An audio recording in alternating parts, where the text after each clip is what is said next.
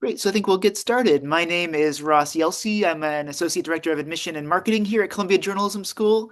I'd like to thank you for tuning in. I see people from all over the US, all over the world who have decided to join us today for this conversation about our Master of Science documentary specialization, which is a really great opportunity for people interested in learning more about, of course, journalism, but also learning the filmmaking skills to really create a really top-notch documentary while you're a student here at Columbia. I'm really happy to have Professor Thor Neureiter, who's a core faculty in the specialization as well as the director of video here, and a recent graduate who just graduated in August, so just a couple months ago, Surbi Sundaram, who will be talking a bit about the student experience with us. So we'll get into a conversation a bit about the curriculum, the opportunities to create this film as a student here, and then we'll have some chances for you to ask some questions of our group at the end of the session. So we'll have you hold your questions until a little later in the broadcast today. But I think I'll start with Thor. Maybe you can introduce yourself to the group and just tell people a little about yourself, what you teach, and how you got into documentary journalism specifically. Yes, sure thing. Thanks, Ross. Hello, everyone. It's good to see a couple of your faces. Thanks for having your cameras on. Yeah, so I got into journalism through documentary. I started working in the doc industry, right around 99, 2000. Started out in historical documentaries, and then my interest really sort of shifted early in my career to wanting to cover current events. There were some big things happening, like the U.S. invasion of Iraq and Afghanistan. And so I started to focus my efforts to working on films that covered subjects related to it, which brought me to Frontline, which is sort of I guess you would say, the mothership of journalism and documentary. And I did that for a while until I ended up here doing the MA program. And and then I continued on to try and to start working on my own films and collaborating with other folks. And they were definitely politically driven films looking at U.S. policies, either domestically or internationally. And then I began teaching here. In 2015, I've been part of the doc faculty since 2017, and it's kind of crazy to think it's been like 10 classes now that I've been part of.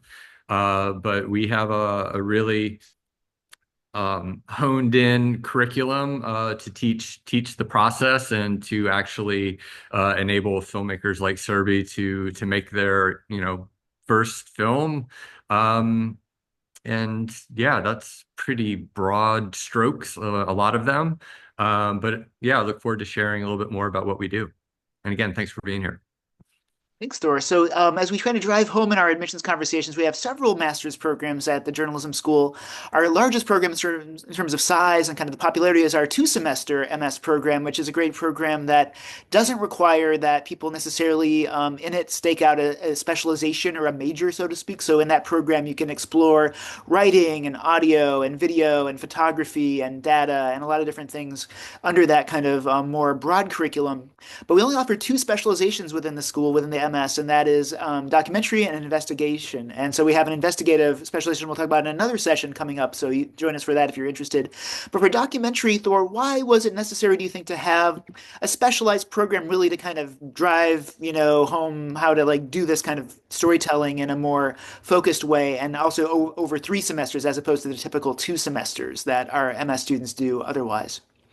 Yeah, I mean, there are definitely people who really feel compelled and passionate about making films as opposed to, simply, I shouldn't say simply, then rather than just focusing on the journalism and being part of a team that can make a documentary. But there are those who are like cinephiles, people who really want to master the craft of capturing a film, planning out a film, editing a film, crafting a film, like from soup to nuts, from beginning to end. And that's what we offer. I think that's what's different. Um, it's definitely we don't focus on what you would traditionally see on like a news broadcast or quick explainer type videos that are published on the web. This is definitely in-depth reporting, long-form journalism. Um, and that's what we specialize in. Those other things are really great and really powerful, and that's what our 9-month program definitely offers, and you have access to it. And the third semester allows our filmmakers to focus solely on making the film in that third semester. The first 2 semesters are building up the skills and the abilities, and to start developing an idea, start creating contacts and building trust and connections, and building relationships with the people that are in their films, and to really understand the subject matter, and be able to plan out, scenes and events, and understanding the sort of narrative structure of whatever that film entails. And it's not, this isn't the 17th grade. This is real practical school instruction, to where you're putting into practice what you're learning right away, as opposed to just, thinking theoretical and giving us the answers we want, because you're the ones who come up with the questions that you have to answer. Thanks, Ren. Serbi, before we started this session, we were talking, and you mentioned you were in a session like this yourself as a prospective student a couple years ago. Can you take us back to kind of what you were doing before Columbia and what inspired you to apply to graduate school and specifically to the documentary specialization? Hi, everyone. So nice to see everyone and be here. So I am from India and I was a journalist back home in India, and I was working for about 4 years, and I was predominantly doing ground reports, political coverage, and short form video work. And during that process, I was really intrigued. I was really watching a lot of documentaries at that point, and I really wanted to know how to make a film because I'd never done that before. So I was scouting around and I was looking for, basically, I was interested, like the form that I found most relatable or I looked up to was film. Like it was a medium I resonated a lot with, and I was passionate about real life stories and talking about issues. So I saw that Columbia kind of bridged the two, and I got the best of both in that, and that's what kind of excited me or made me want to apply. And yeah, that's how I got into it because I never made a film, and I was like, okay, you come out making a film in this course. So that was sounding excited to me. Yeah. Very cool. So now I think to demystify a little bit of what it's like to be here, I'll share a visualization of our curriculum, which helps people kind of get their heads around these 3 semesters that you spend. Thor was already talking a bit about, how we build different skills, and then in the summer you're actually working on making your own professional level documentary. So I'm going to share my screen here so you can get a better sense of this. One moment, and here we go. Nathan. Yeah, one of our students from a couple of years ago, working with the cameras here on campus, and now we will go to the visualization. So, Thor, maybe if you wanted to talk about, just not in like granular detail, but give a kind of a sense of how these skills get built, maybe over the 3 semesters, in terms of getting to the point where you can actually really execute a strong documentary project by the time you're kind of in the summer.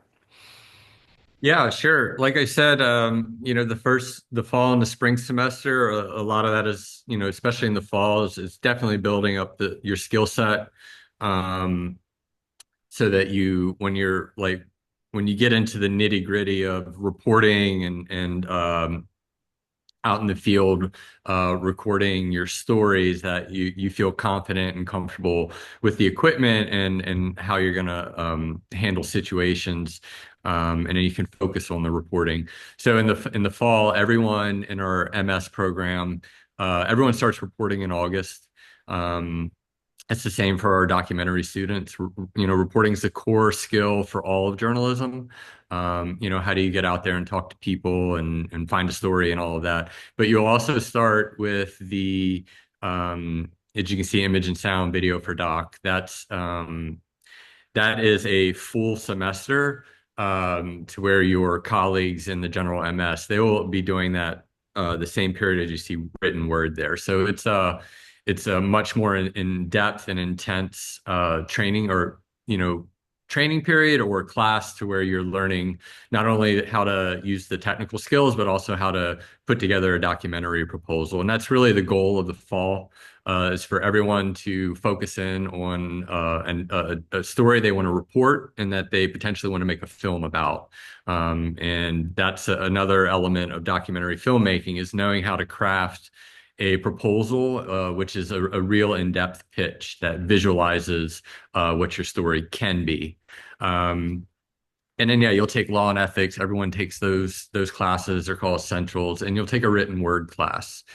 Journalism now is sort of like an evening, more of the industry, like what's happening in the industry, hearing from people in the industry about it changes every year, but there will be focuses on you know, reporting safely or reporting on the environment and things like that. And that's an all class thing. And then over we skip to the spring semester, those in the doc specialization, they've already picked one of their classes, which you'll see is the doc seminar. And then you'll have one other class that you get to ballot for, which is a seminar production class. I mean, that could be, you know, um, like international reporting, or it could be a photojournalism class, or it could be, more of a reporting class. We have a one that's called City Newsroom, and they do weekly stories throughout the city, and it's multimedia reporting. But there's a lot of options. I can't really go through all of them. And then yeah, in the spring, you're building, more of your documentary skills. You start working with a partner on one film. Collaboration is a vital part of documentary filmmaking, and we encourage it in the fall. But then in the spring, everyone will be working with a partner that they choose. Um, and that's when you're focusing on one story. You're continuing to capture scenes and building trust and building that relationship with those that are in your film. Um, and you're furthering the development of that story. And then comes the summertime, like I said, that's when you're working solely on your film. You'll be paired with an advisor who is a documentary filmmaker, and they sort of act as your executive producer. The faculty is still here to help, and we run some workshops, but that is basically your time to work on your film. A lot of the time is spent editing and going out into the field and getting the remaining material you need. Um, and then your film will be submitted as a thesis in the middle of August. And it's pretty quick. Serby can attest to that. Yeah, and Serby, so we'll talk about the master's project film kind of independently in a moment. But aside from that, can you talk about some of your highlights of this experience? Like, were there certain classes or certain types of reporting projects that really were memorable for you as you look back on this?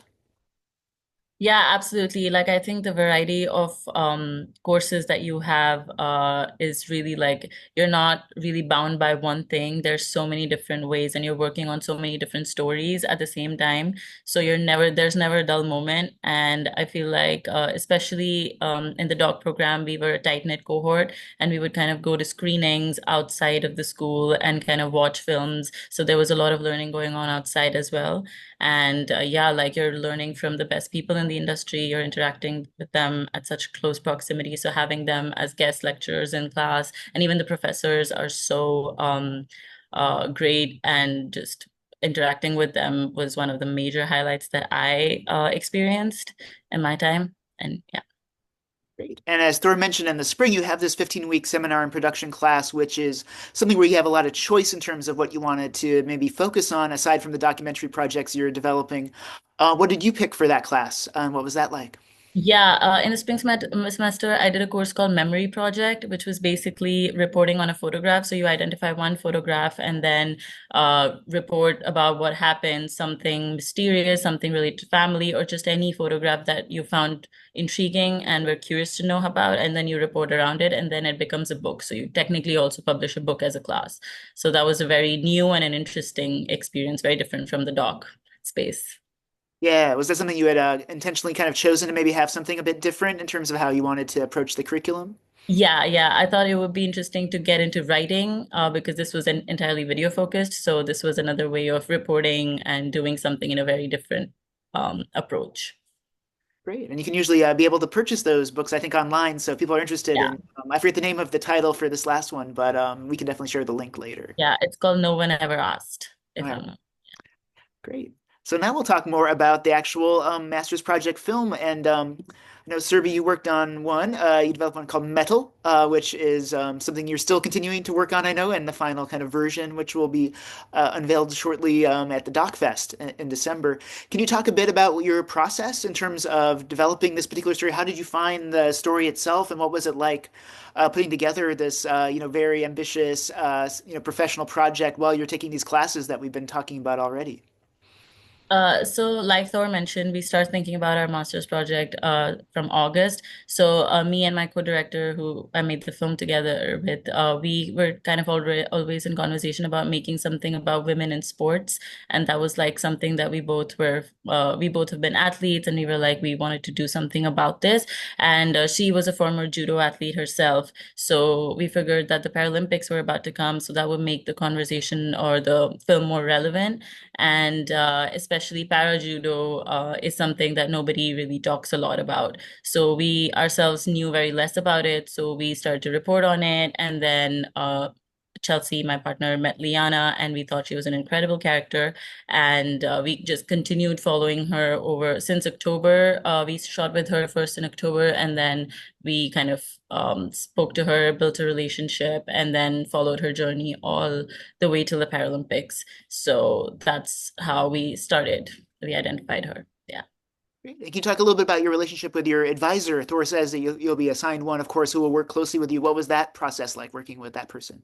Yeah, so our advisor was Rob Imbriano. He was also a professor at Columbia, and it was a great experience working with him. They're just this mentor figure throughout who you can, bounce off ideas with, and they really handhold you and help you and guide you through the process when you're just focused on making the film. So it's good to have someone who kind of gives you internal deadlines, keeps you in check, someone to also show the film in different stages at. So that was a good sounding board to kind of have during the summer semester. Great. So I'm going to stop sharing for a second because I think I need to change my settings so we can see the audio or hear the audio, so to speak, for this next clip. So we're going to show just a trailer quickly for this so people who are watching can get a sense of what, a doc project at our school could look like. Oh, one second here. Oop. Oh, there we go. So I'm going to go here and go here. And hopefully we'll be able to watch this trailer together for a moment to get a better sense of. I am a two-time Pan American champion, two-time world medalist, and a Tokyo 2020 Paralympian. She is already contender for gold this year in Paris because she's won back-to-back bronze medals at the 2022 and 2023 IBSA World Championship. When I met Liana, she could see, and she went over a period of the 4 or 5 years, went totally blind. I had to relearn how to be a functional person, but I also had to relearn how to fight again because there's so much information that you get and you can see that translates, obviously, it translates also into fighting. I've got a text saying, hey, sorry, I couldn't fight. What happened? I collapsed, didn't make weight. She's putting so much stress on herself just because of the injuries. And the injuries is causing, it's because of her stress. My health is not the greatest. It has been declining year by year. I don't know how long my chronic health conditions would allow me to continue to do judo, especially at this level.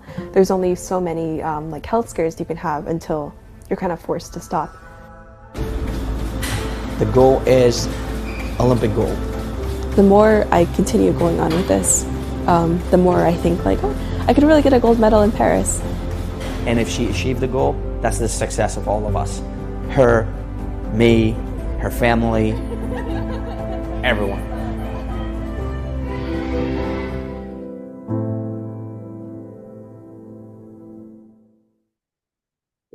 I can't wait to see it. That's a great trailer. And I know, Thor and Serby, maybe you can speak about the fact that, of course, you're making this great longer documentary, which we're looking forward to seeing, but you're also learning how to make a trailer like that to help, increase interest, give people a sense of what the project is. Can you talk a little bit about that part of the training that people get about creating not just the doc, but the actual trailers and other materials to get, interest in the project you're working on? Derby, you want to take that? Sure.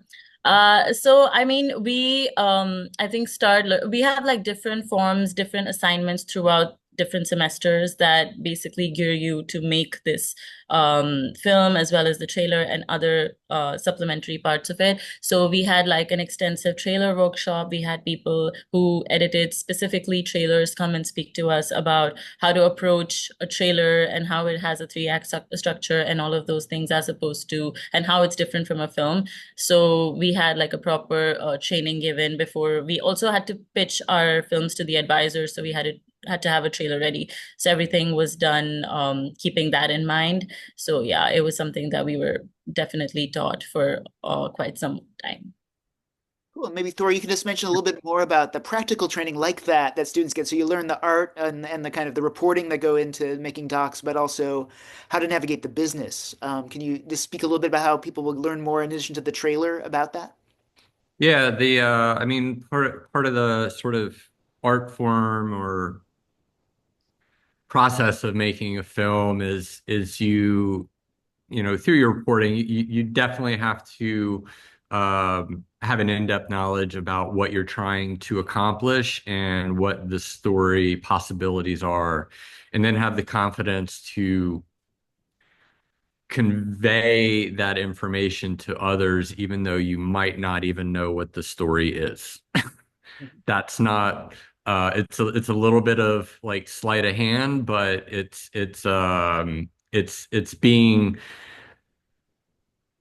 insightful about what can happen. So that's really what we focused on in the fall. And, everyone makes what's called a proof of concept, which is kind of a trailer. It's a trailer about a possible film.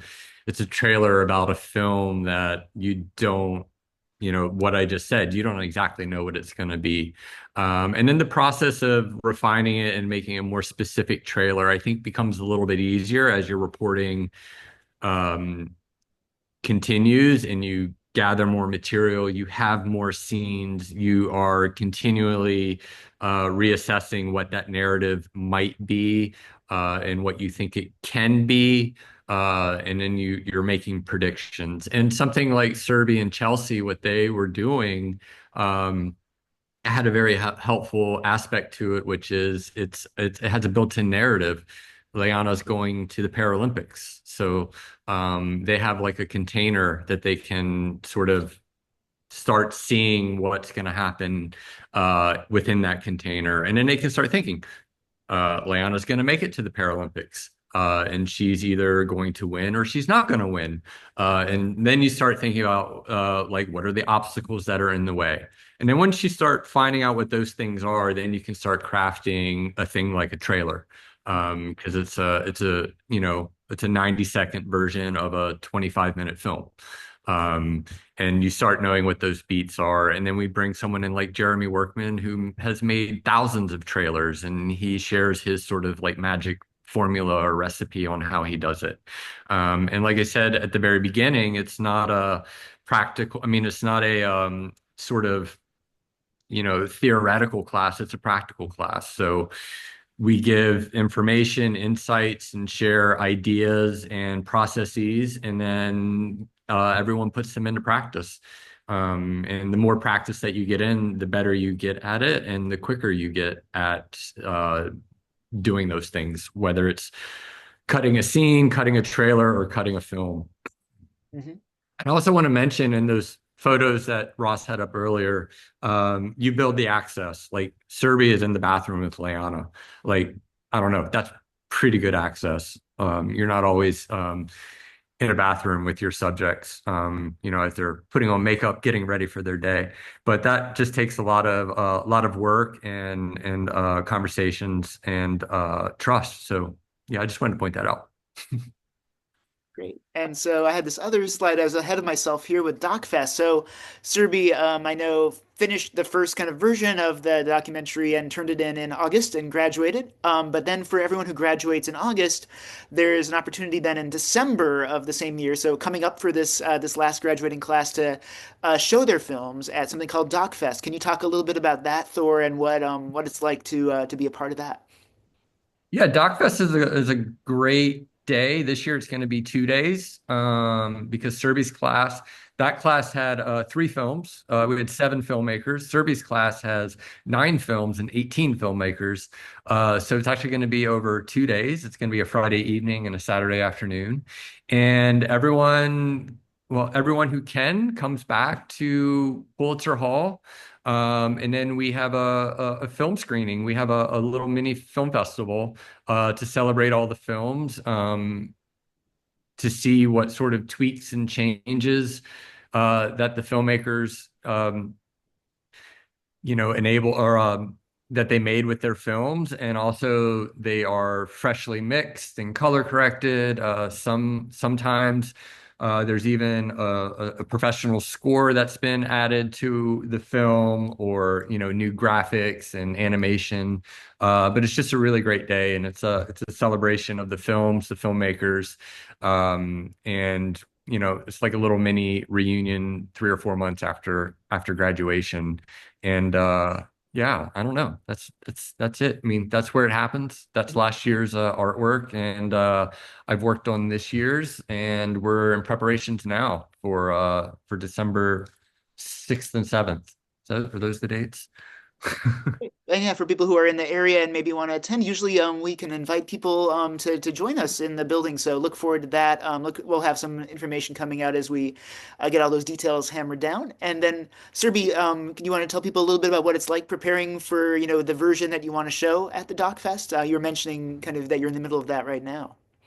Yeah, so even though I don't think in August we were anywhere near where we wanted to be, like you continue to work on the film to make it as perfect as it can be. So after August, we've just been working on really making it, like color correcting it to make it look a certain way, having it sound mixed so that it's okay like for streaming platforms and theater versions of the mix. And yeah, we're just cutting down again, revisiting. Once you're distant from it, you go back and see what else needs to be cut, what's the best version of this that we can possibly publish. So we're just continuously working on that and doing that till December.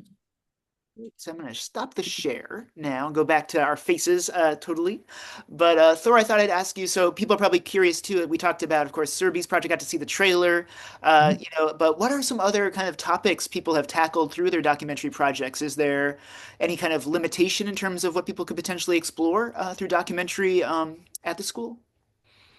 Yeah, I mean, what has been covered? I mean, I think pretty much everything.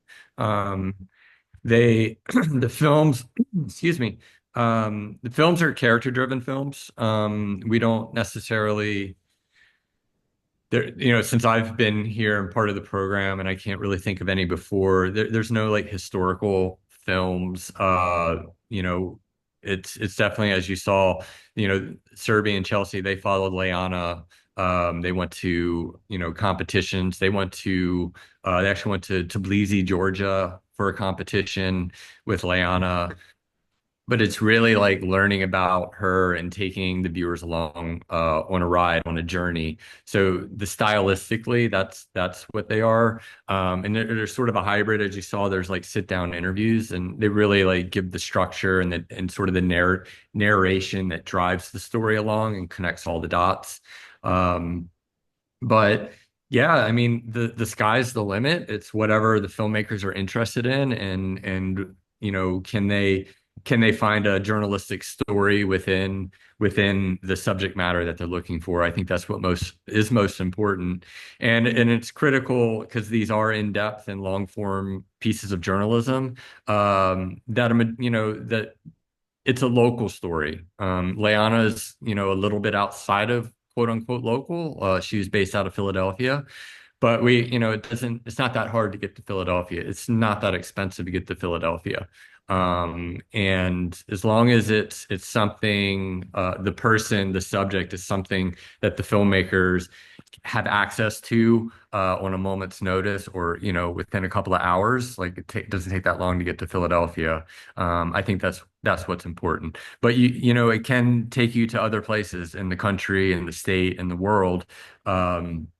That's happened quite often, but there will not be a story that just takes place in Madagascar, because it's just not realistic for what we teach and what we want our filmmakers to do, which is to have access to the people and to the story, so the viewer can get a really great inside look and experience of what that person's life and that story is all about. Yeah, and just looking at the ones that were displayed in that DocFest image from last year, I think the topics, and you can correct me, were a Oh musician yeah. of shedding light on mental health issues, surrogacy, and also migrants who from, is it Venezuela? Venezuela. Yeah, Yeah. in the who had to kind of go back and forth from Canada and the U.S. to find places to kind of stay. And Yeah. so those were all pretty different, but really fascinating to watch them all together, which I'm sure the Doc Fest this year will be like too. Just many different topics and lives that you'll get to experience there.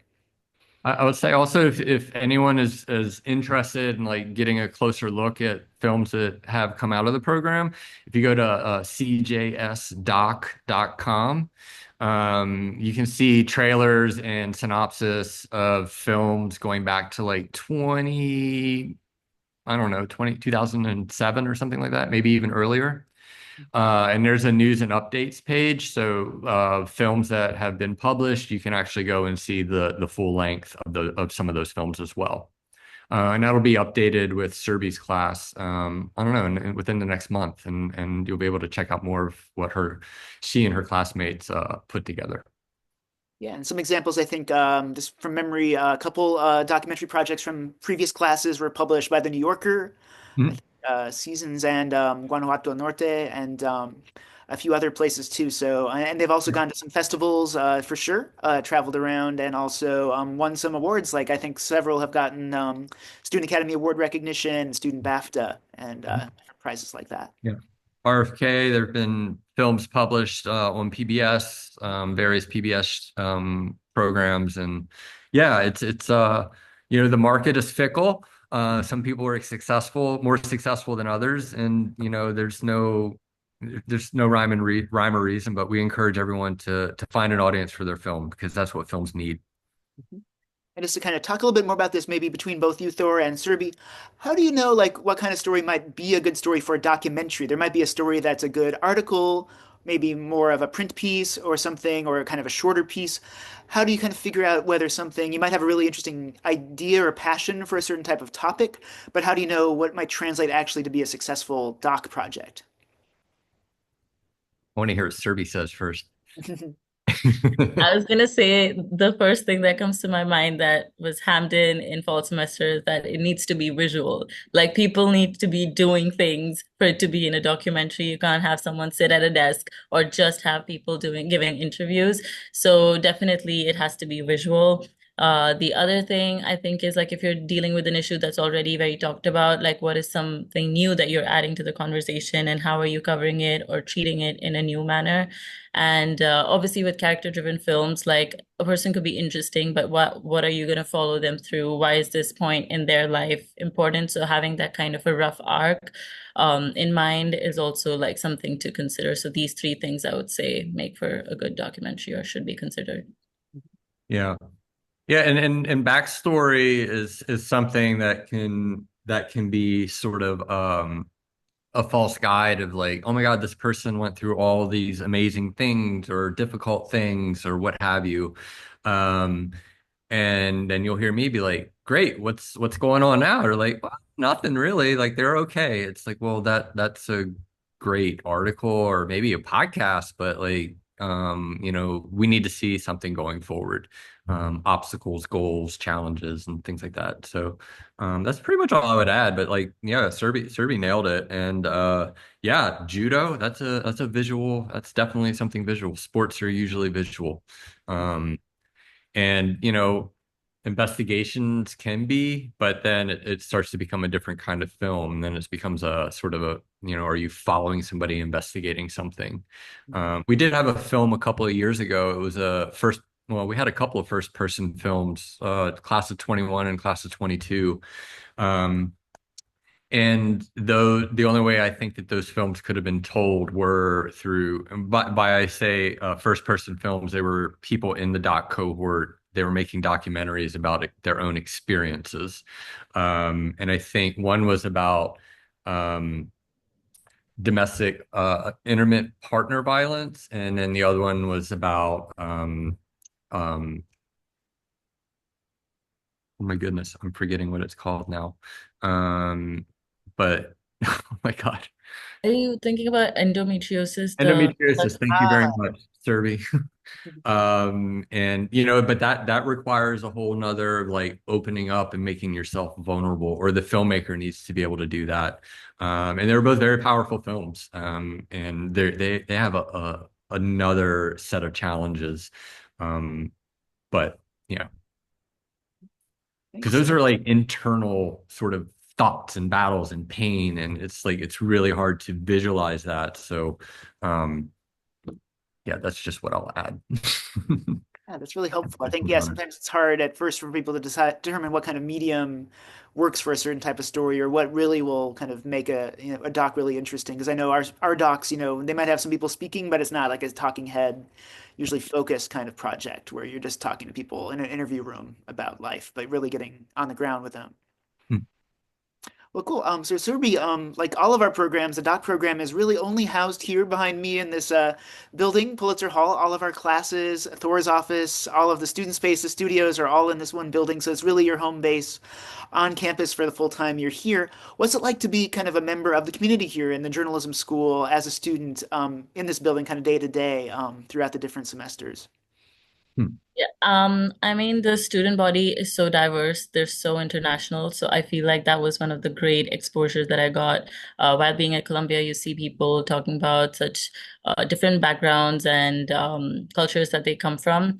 And it's a very inclusive culture, and everyone's super smart. So we're all doing journalistic work together. So there's so many new stories and insights that you get by seeing what other people are doing in the building. It could be professors, students, anyone, and there's a lot of inspiration all around you. So it was a constantly like a enriching learning experience to be on campus. Mhm. And some people are kind of curious if you're in a specialization like documentary, obviously you have that community of that cohort you're working closely with, but also the people in the wider MS and MA classes. How do you connect with kind of the larger class outside of your doc group itself? Yeah, so like for example, we have the essentials classes and we have other seminars that where everyone from different specializations or non-specializations come together. So you get to interact and also take classes with them and hang out with them and get to know them. So there's multiple ways you could um, in basically get to know someone new. Yeah. Great. My experience, like, because I did Ross did the MA program as well. The MA program is a pretty small group of people. I think my year we had 36, and the MS program was something like 270. So we were like very, very, very small part of the community. I just, put myself out there and just met as many people as I can. Journalism is about talking to people, and it's about interacting and communicating. So I think that's just the best way, showing up and being present. Yeah, and just being open to talk to people. Yeah. Also, sorry, one more thing I would like to add was we also have like different communities and clubs. For example, there's Saja, there's different clubs where you can, interact with people from a similar background or host events that concern to that. So that was also a new space to get in touch with. Yeah, affinity groups are great.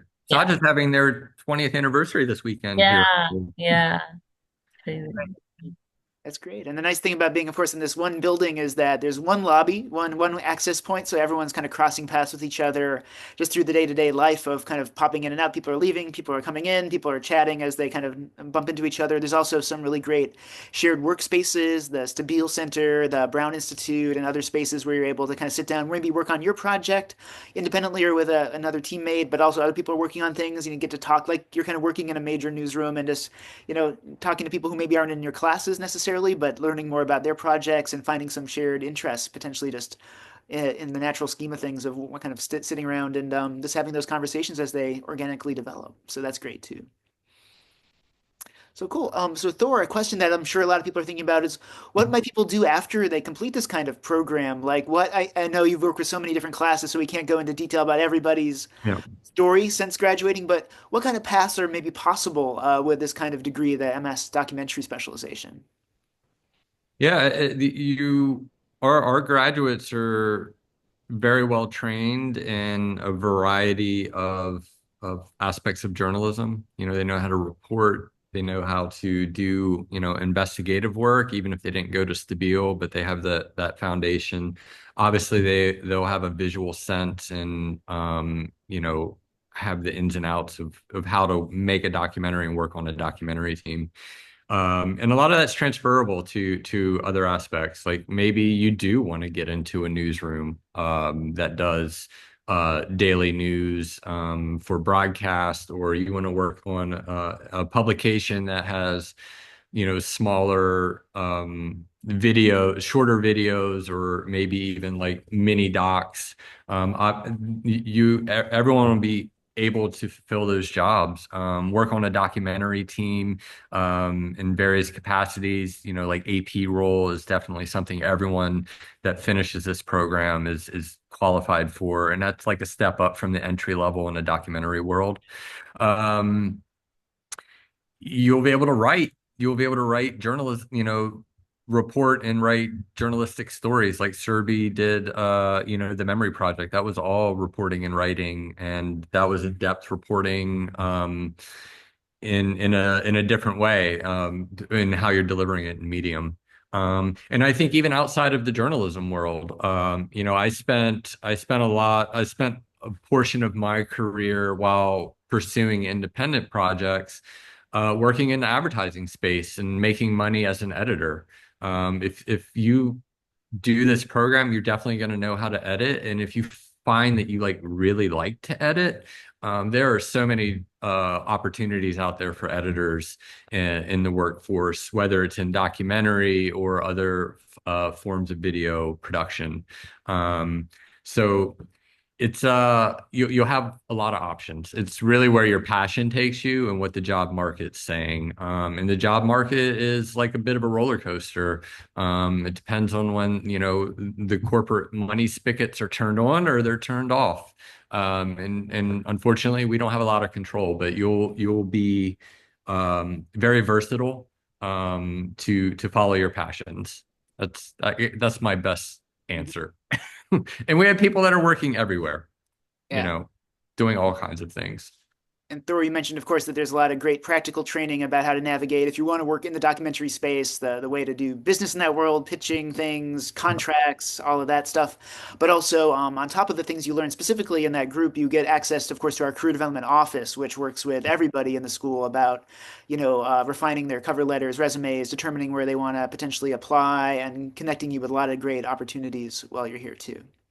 And the doc world is small, and you're here in New York, which is probably, where the highest number of doc filmmakers reside in the New York City area. It's not the only place where documentary filmmakers reside, but you'll meet a lot of people in the industry, and this industry is very much driven by networking. It's not necessarily just who you know, but it's the relationships you make with people in the industry, and being able to connect and build relationships with them. Mhm. We try to enable that as much as we can. Mhm. And Serbi, I know you've only been out of the program for a couple months since you earned your degree. But as you look back now, are there certain skills or things you feel like you really developed at this school that have been really valuable, things you might not have been able to get otherwise from coming into Columbia? Definitely. I think the first one being like the technical skill set. From the time you walk in, you're taught from how to take a shot to how to make a story. So like even it's a learning curve. So I don't know anyone who has not learned anything out of this program. So just where you start and where that takes you, like there's tangible growth that you can see. So technical skills, again, collaboration, just working with someone on something so close to you, how to resolve conflicts, how to creatively engage in conversations, and make this thing that is yours and someone else's, and how to share that. And third would be just building relationships with subjects, incorporating them in the process, and not making it a transactional thing, but just actually building relationships, getting to know them, and just telling stories, being able to tell their stories. Yeah. And Thor, so now that people are watching this session and they might go to some of our other sessions about other opportunities for programs at the school. So if they might be thinking, they're interested in video or visual storytelling, as we mentioned earlier, the MS two-semester broader program has opportunities for people to study some visual journalism, whether it's photography, video, things like that. How might people determine whether, really focusing like on documentary as a specialization would make sense for them as opposed to maybe having some exposure to that in the broader MS as they think about which program to apply for? Yeah, it's that's I would just say if Survey said that, before coming in that she had experience in journalism and she really wanted to take the next step into learning and making documentaries. So I think that Survey had a really good foundation to understand what decision she's making. And I would just encourage anybody who's considering to do the doc program is like why do you want to make documentaries, and sort of asking yourself that question and having like an honest sort of like internal debate about that. It's incredibly rewarding and gratifying. It's also really challenging, and it's not, you know, it's just I think a field and a very niche part of the documentary world that you have to have a high level of passion to be successful. If you just think documentaries are cool and you might want to like dabble in it, it might not be the best fit. But here we have a robust set of courses in video journalism.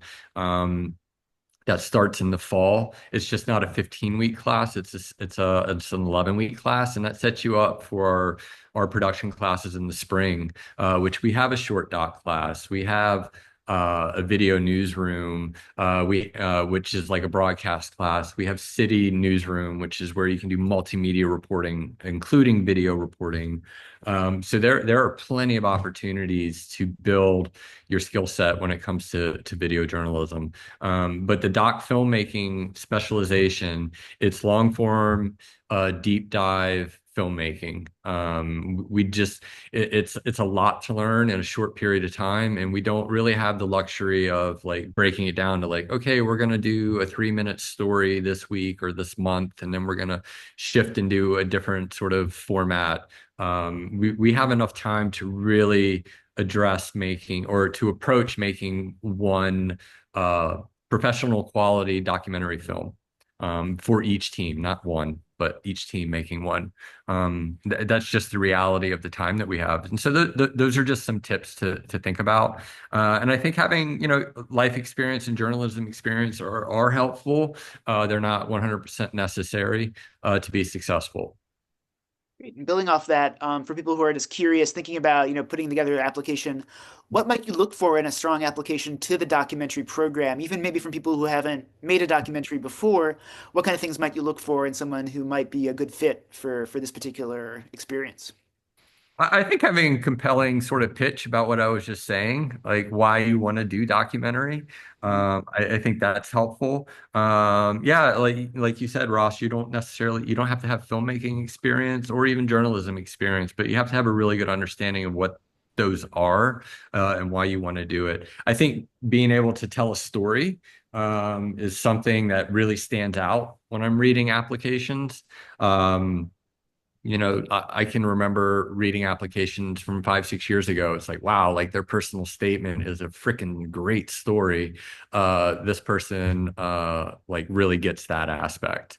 Um, and yeah, just having sort of like a clear vision, a clarity about what it is that you hope to accomplish while coming here to this intense program. Um, and then yeah, I don't know.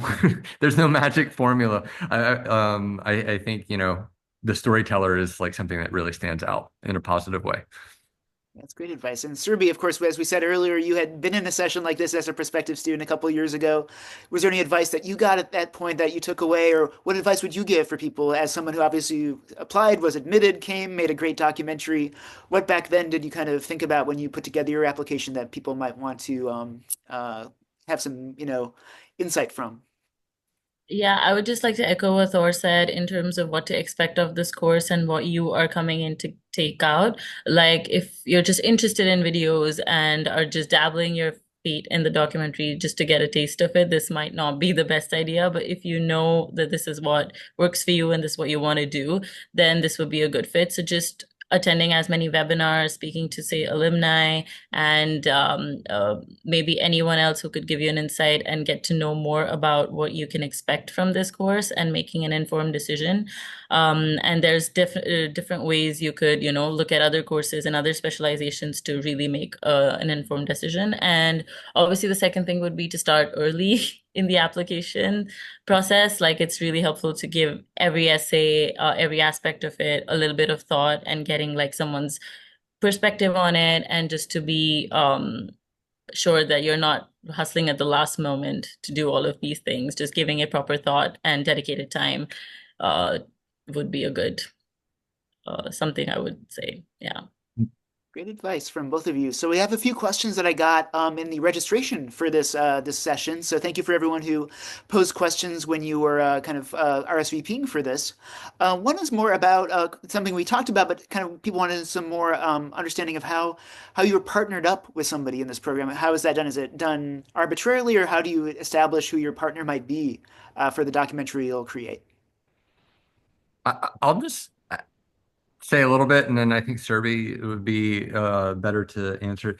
The way the course is designed is I try and get as many opportunities for the cohort to work with one another, whether it's, we have an early exercise classmate profile. It's like Ross and Serby would profile each other. So they're in the room, they're getting to know one another, they're there to help each other as they're learning, the camera equipment and everything, the process.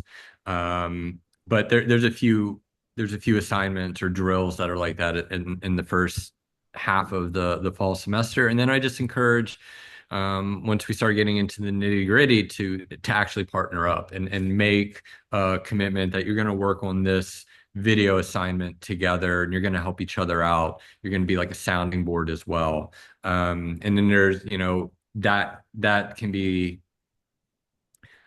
we do some guiding of like, okay, let's talk about what everyone's interested in covering if you haven't already done it. And then like you should, probably outside of class, maybe everyone gets together and you have like quick, like speed dating meetings, just to have like real honest conversations. And that's what I try and do, and we try to do to encourage or to foster an environment of collaborating and having those discussions. And then Serby can tell you how they put it into practice or didn't. We definitely did the speed dating thing where everyone got together one evening and just shared what are their interests, what are they hoping to do, and just get a sense of whose interests may be aligned, what people were who were vibing with each other and things like that. And obviously working on these assignments together, working with as many people as you can in the first semester can give you a very good idea of who, is someone who can complement you, and how you can essentially, what are their strengths, where do they come together kind of. So we did all of those things in the fall semester, and basically like seeing if you have the same vision for the topic that you're working on, what is your end goal, and aligning on those basic things and getting a sense of that early on can be very important to tell you who you can partner up with. Great. A question about an important question about equipment. Do you actually have to get your own cameras and gear to do these documentaries yourself? Are there cameras and things available from the school? And also, is everyone using the same equipment? So is it uniform in terms of the kind of editing software, the same kind of cameras that all the students will use, or are people doing it kind of different depending on which team they're on? Yeah, we use a Canon C200s. We have a pretty decent kit. Tripods, monopods, all the microphones. We teach Adobe Premiere, and so it's uniform. No one has to purchase anything. Part of the program, there is a lab fee. I think it's called a lab fee or an equipment fee. That's sort of it's like $275 or something like that for the semester. So that is the additional cost. But yes, nothing is required to be purchased. I will say if you do own your own camera, I think that as long as you and your partner can agree that that's something that you want to use, I definitely encourage it. Knowing your own tools. I mean, if it's a camera that's less quality in the C200, that wouldn't make much sense to me. But the best camera to use is the one you have access to. That's sort of my philosophy. Mhm. Great. And one last question that's pretty good. Also, just something that I'm sure is something we talk about a lot here, but wasn't talked about too much in terms of the question I posed earlier. But what kind of conversations do you have about the ethics of doing like documentary work of, sharing people's lives, getting sometimes very intimate with people and their, personal lives and all of that? What kind of conversations and types of discussions go into that part of the kind of the storytelling? Yeah, that's it's really important that is discussed in earnest. I have over the years have evolved the fall to make that one of the core concepts uh, of the fall semester. I think that it's definitely not something that should be tacked on or an afterthought. I've gotten feedback that has appreciated it, and I've also heard feedback where like they feel there's a little bit too much. So I don't know, Serby, what was your take on the amount of discussions about ethics, being an ethical filmmaker? Because you're whether you want to believe you are or not, you are being extractive, but how can you be the least amount of extractive, and the most ethical filmmaker? I think that's a real important question to answer. Yeah, I think we had, and I think it's a very ongoing conversation. There's not like a set duration where we talk about it. It's a recurring conversation, and we obviously every first 10 minutes of the class, we're discussing the issues we're facing, and things come up at that point, and we collectively decide what the best course of action will be, give each other like suggestions and how to circumvent those cases. So, and we obviously have an ethics essential course that all obviously deals with it in much more detail. So we have those conversations going on constantly. Yeah. Well, this has been a great conversation. Now we're just heading up to the end of the hour now. So thank you everyone for your questions and for attending today. The great news for everyone who's live watching this at this moment on October 9th is that there's still over 2 months to put an application together for the MS documentary program or for any of our other MS programs. So continue the conversation with us. You can join us for other sessions. I put the link in the chat to go to our conversations about other degrees, and we'll have some upcoming sessions more about the ins and outs of the application process for all of our programs, as well as educational financing. So please hold on to those questions if you have them, and we'll address those in other independent sessions about that in the coming weeks. So join us for that. And I'd like to thank Thor and Serby for offering this great, amount of conversation insight into the documentary program, and a great opportunity. I hope you'll kind of take away from this for people who really want to get into this very rewarding but challenging way of doing storytelling. And so we hope you'll again join us for more sessions and keep in touch. And we look forward to seeing you soon at another Columbia Journalism School admissions event. Take care Yeah. and have a Thank you all for joining. Serby, thanks for joining and sharing. Of course. Come to Bye-bye. DocFest if you're in New York City. I will. yes. We'll send out more word about that soon. So stay tuned. All right. Bye, everybody. Take care.